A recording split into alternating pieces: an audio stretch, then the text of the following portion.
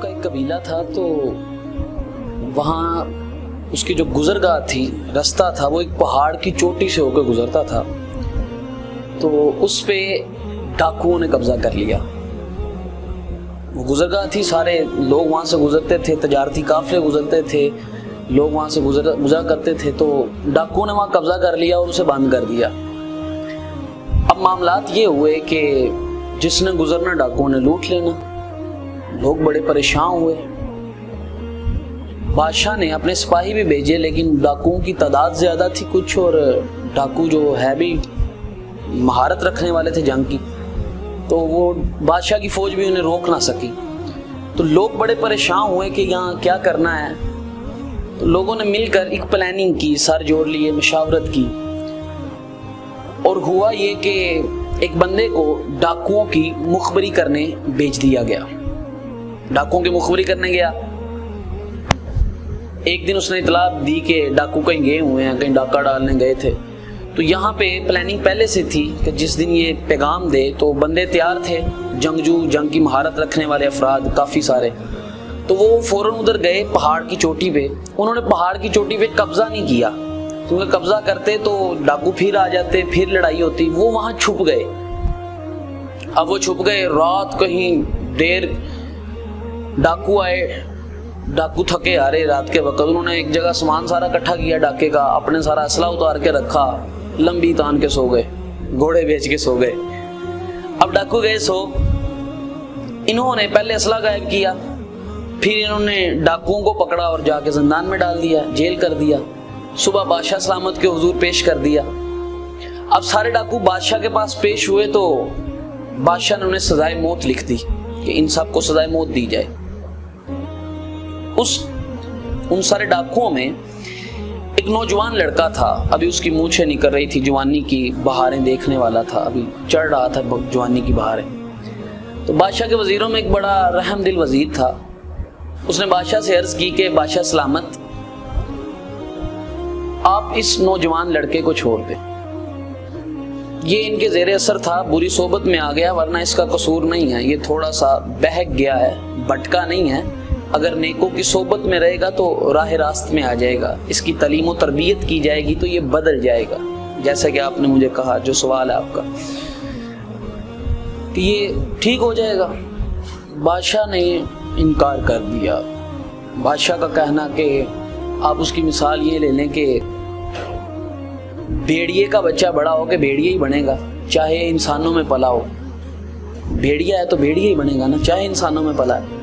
یہاں بادشاہ کے الفاظ جو لکھے ہیں روایت میں کہ حکایت میں، کہ بادشاہ نے کہا کہ یہ تو اس طرح ہے کہ سانپ مار دینا اور اس کے بچے کی بڑی محبت سے پرورش کرنا شروع کر دینا، تو بچہ بھی بڑا ہو کے سانپ بھی بنے گا.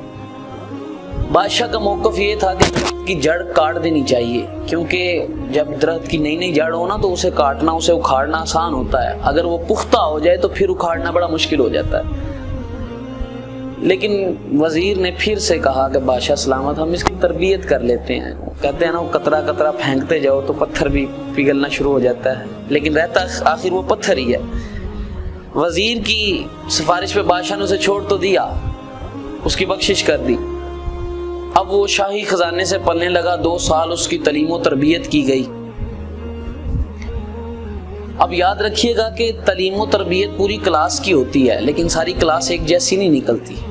ایک کلاس میں بیٹھے ہوئے سارے ڈاکٹرز تو نہیں نکلتے، سارے وکیل تو نہیں نکلتے، سارے انجینئر تو نہیں بنتے. یہاں ہم مدارس میں بیٹھے ہیں تو ہمارے پاس بیٹھا ہر بندہ تو عالم دین پورا نہیں نکلتا، یا خطیب یا مفتی تو نہیں بنتا. تعلیم سب کی سیم ہوتی ہے، لیکن اثرات اس کے، جو اس کا اثر ہے وہ الگ الگ ہوتا ہے. آپ مثال لے لیں کہ بارش تو بارش ہوتی ہے، جب باغ میں پڑتی ہے تو سبزہ اگتا ہے، پھول اگتے ہیں، اور جب بنجر میں کلر زمین میں گرتی ہے تو وہ صرف جڑی بوٹیاں اگاتی ہے جو کسی کام نہیں آتی. تو تعلیم و تربیت تو اس کی ہوئی، لیکن فطرت چونکہ خبیث تھی، خباثت کی فطرت تھی اس میں. 2 سال بادشاہ کے محل میں وہ رہا.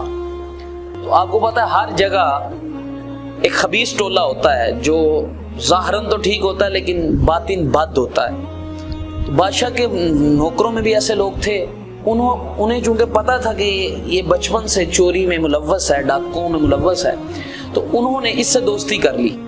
اب چونکہ یہ وزراء کا قریبی تھا، شاہی محل میں پل رہا تھا، اس کے ساتھ مل کر جو شاہی خزانچی تھا، ایک شاہی وزیر، اسے اور اس کے بیٹوں کو قتل کر دیا، اور قتل کر کے سارا خزانہ لوٹا، اور لوٹ کے جنگلوں کی طرف بھاگ گئے اور شاہی باغی ہو گئے۔ بادشاہ کو بڑا دکھ لگا، بڑا رنج و غم ہوا، بڑی تکلیف ہوئی۔ اس وقت بادشاہ نے یہ بات کہی، عادات بدل سکتی ہیں، فطرتیں نہیں بدلتی۔ یہ ہمارے بزرگوں کی نصیحت ہے۔ اگر سنو نا کہ پہاڑ اپنی جگہ سے ہٹ گیا ہے، درخت اکھڑ کے کسی اور جگہ چلا گیا ہے، تو مان لینا، لیکن یہ کبھی نہ ماننا کہ بندے کی فطرت بدل گئی ہے۔ فطرت نہیں بدلتی۔ تو آپ کا جو سوال ہے کہ اگر ہم بروں کے ساتھ نیکی کریں تو آہستہ آہستہ انہیں اچھا کر سکتے ہیں، اگر کوئی، یہ اللہ پاک کا ہدایت تو اللہ پاک دینے والا ہے، لیکن عمومی طور پہ جیسے میں نے آپ کو یہ حقائق سنائی ہے، بروں کے ساتھ نیکی کرنا ایسے ہی ہے جیسے نیکوں کے ساتھ بری کرنا۔ اب جتنی بھی نیکی کریں گے نا، جو بد نسلی ہے، کمی ہے، میں ذات پات کے حوالے سے نہیں کہہ رہا، میں فطرت کے حوالے سے کہہ رہا ہوں، جو فطرت کے حوالے سے غلیظ ہے وہ اپنی غلاظت پہ قائم رہے گا، اسے کوئی فرق نہیں پڑنے والا۔ لہٰذا جب کسی کے ساتھ بلائی بھی کر رہے ہو نا، بعد میں افسوس کرنے کی بجائے کہ میں تیرے نال اتنا بھلا کیتا تو تاوی میں نے نہیں کیتا، نہیں، پہلے دیکھو کہ بھلائی کر کس کے ساتھ رہے ہو۔ جیسے صدقہ دیتے وقت دیکھو ڈونیٹ کر رہے ہو تو کسے کر رہے ہو، خرچ کر رہے ہو تو کس پہ خرچ کر رہے ہو، وقت خرچ کر رہے ہو، پیسہ خرچ کر رہے ہو، اپنا علم خرچ کر رہے ہو، کس پہ کر رہے ہو۔ میں ادھر بیٹھا ہوں نا اس مسند پہ، میں ادھر بیٹھ کے آپ لوگوں سے محو گفتگو ہوں، تو مجھے پتا ہے کہ اس کے ثمرات ملنے والے ہیں، پھل ملنے والے ہیں، لیکن اگر میں چلیں چھوڑے وہ معاملات، نہیں میں کہنا چاہ رہا، بس مقصد یہ ہے کہ موقع محل جہاں ہو، جہاں ضرورت ہو وہاں خرچ کیا جائے۔ پانی اس زمین کو دیا جائے جو فصل اگا سکتی ہو، نہ کہ اس زمین کو جس نے صحرا کی زمین ہے، جس نے صرف پانی پی لینا ہے اور آؤٹ پٹ کوئی نہیں دینا، فائدہ کوئی نہیں دینا۔ تو اپنی انویسٹمنٹس کرتے ہوئے بڑا خیال کیجیے، بڑا سوچ کے انویسٹمنٹ کیجیے۔